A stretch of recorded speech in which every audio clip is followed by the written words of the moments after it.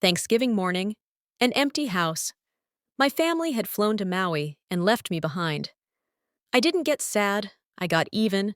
5 days after the movers finished packing my things, they were the ones screaming.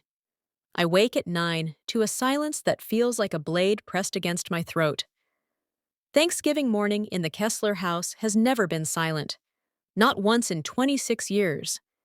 There should be the low thunder of the Macy's parade bleeding through the floorboards. Mom humming off key while she wrestles a 20-pound bird into the oven. Corbin and Sloan screaming about bathroom rights. Instead, there is only the heating system clicking on.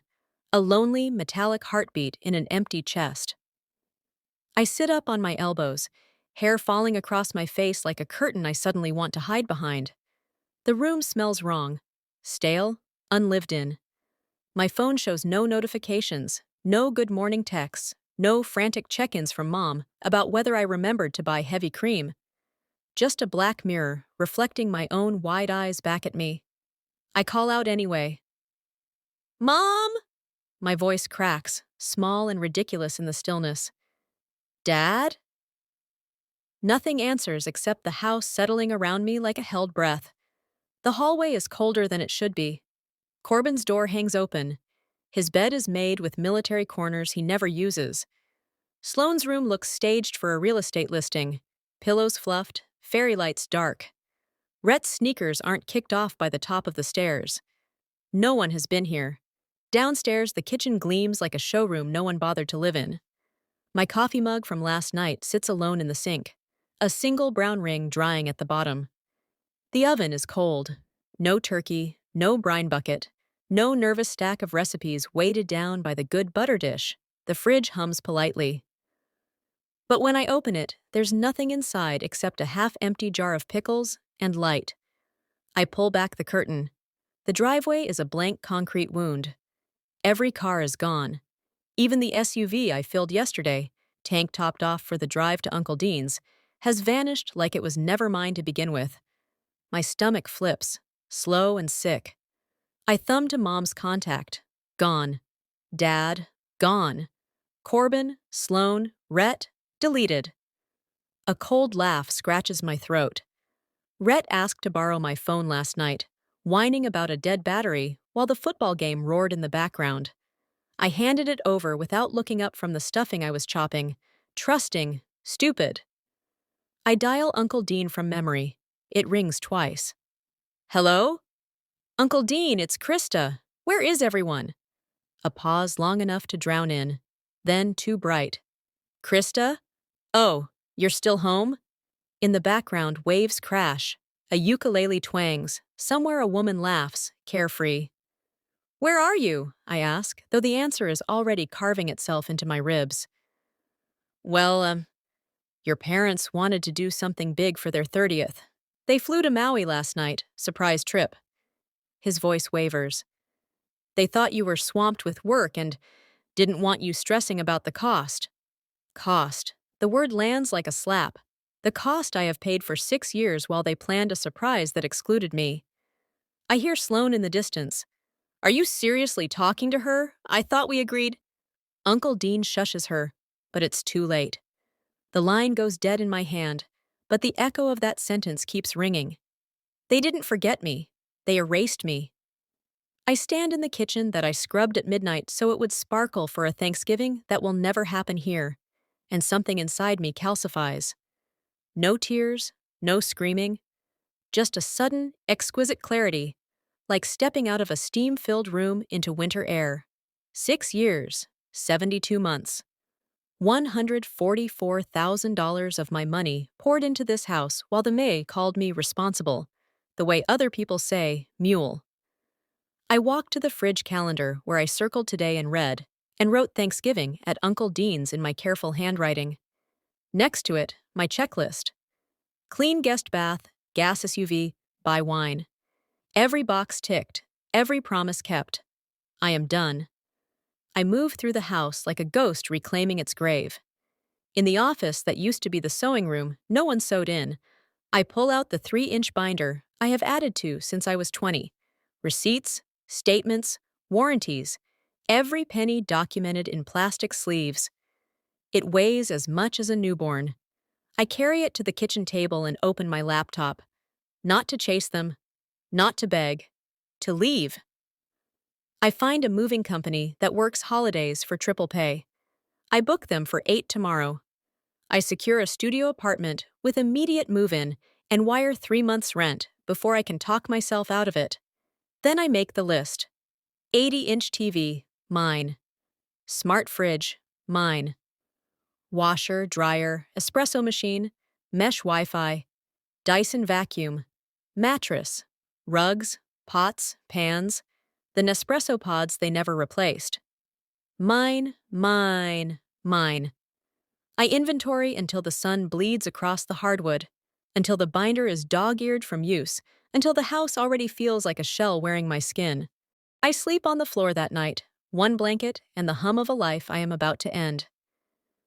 8 a.m. The truck pulls up, 3 men in blue shirts blinking at the holiday out of their eyes. I hand the foreman my binder like Moses parting seas. Everything tabbed K comes with us. Everything else stays. We start with the TV. I watch them unmount it from the wall Dad always bragged was perfect for football Sundays. The one he never contributed a cent toward. The bracket stays. I'm not cruel, just precise.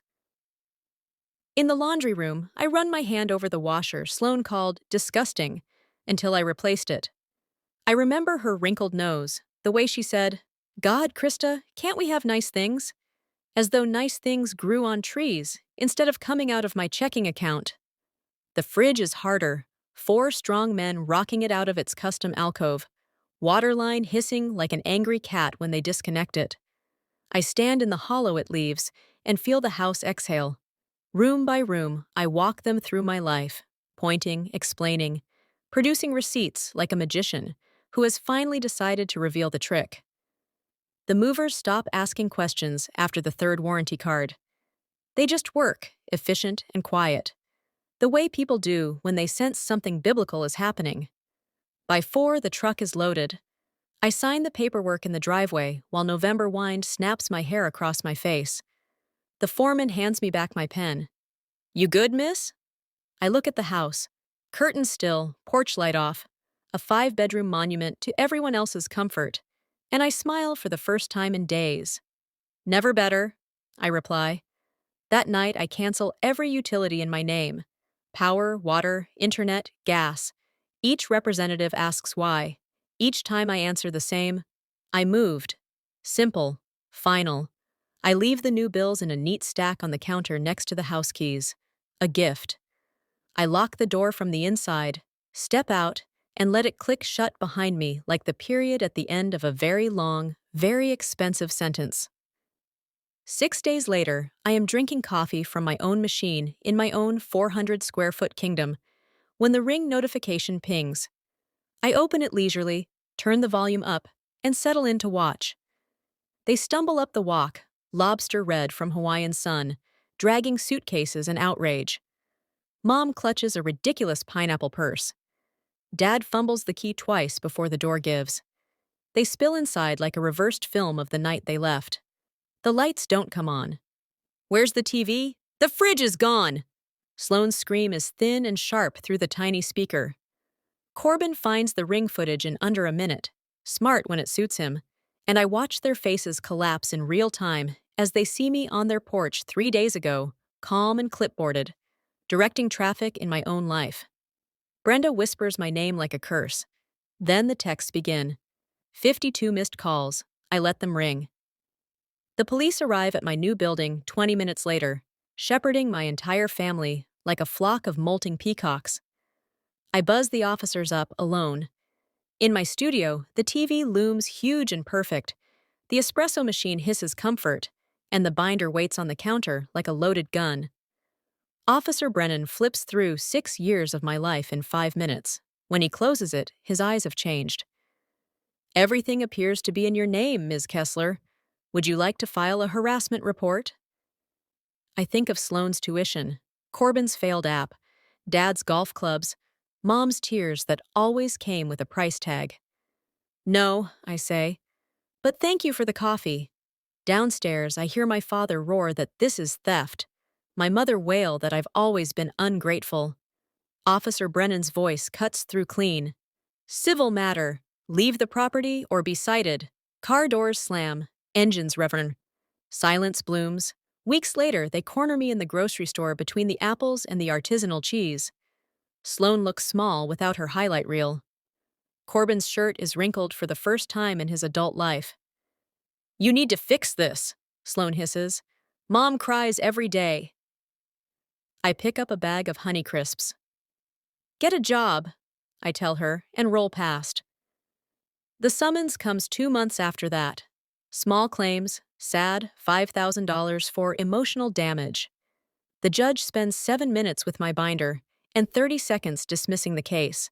Dad doesn't meet my eyes when the gavel falls. 4 months on, Uncle Dean calls with the news the house foreclosed. They live in a 2-bedroom across town now. Sloane's at community college. Corbin sleeps on an air mattress. Dad works swing shifts at the box store wearing a blue vest that doesn't quite fit his old pride. I listen without comment, then hang up and step onto my tiny balcony. The city glitters below, indifferent and beautiful. My coffee is hot. My bills are small. My name is on every single thing I own. The silence here isn't empty. It's full of me. And for the first time in my life, that is finally enough.